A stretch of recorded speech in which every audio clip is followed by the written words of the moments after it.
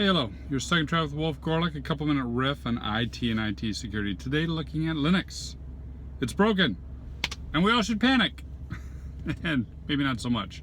But I do think there's two very important security principles that the recent news about Linux highlights. All right, two stories and two principles. One, I'm sitting there, and this is for the Russian CTF, and we're doing some prep, and I get a knock on the door. It's in my office.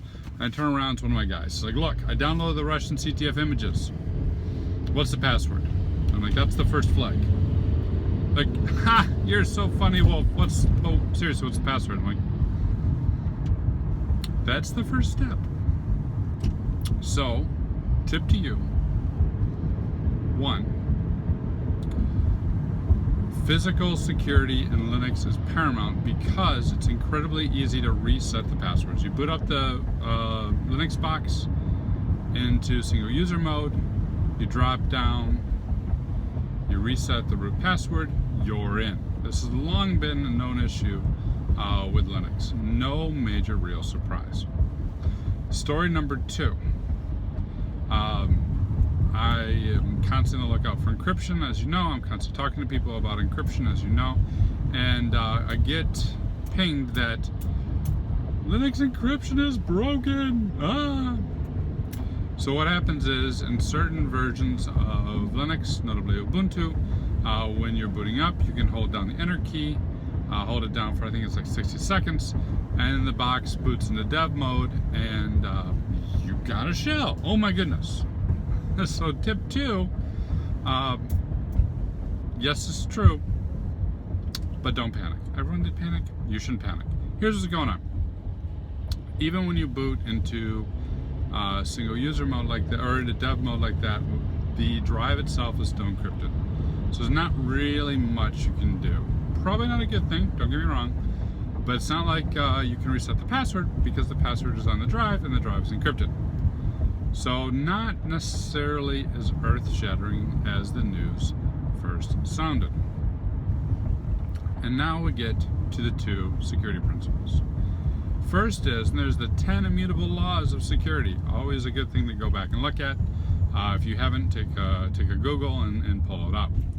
I think the list that I saw was on Microsoft's page. So, point for those people who are like, oh no, Linux is broken, we should all get in Windows. No, I'm really kidding. Don't abandon it just because you can put in single mode. All right, so 10 immutable laws, and one of the main ones is physical access determines your security controls. Whoever can physically access your computer can circumvent your security controls. Disk encryption helps minimize this vis-a-vis preventing people from simply, booting into single user mode and resetting their password. But it's always important to remember that so many of our controls are based around the idea that we keep the bad guy away from our box physically. Always important reminder.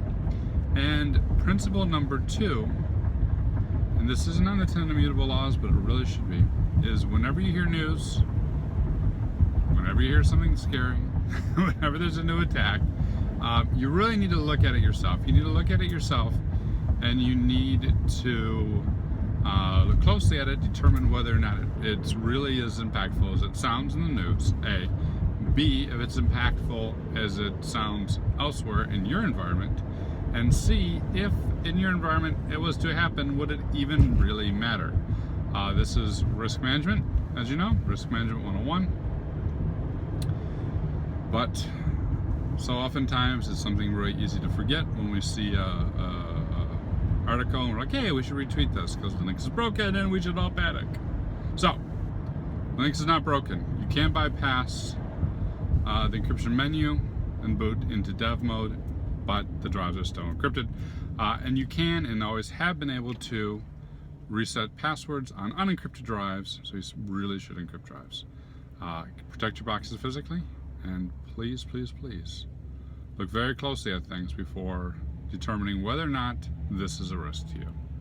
Have you seen massive scares or moments? Hit me up in comments or ping me on social media. Cheers.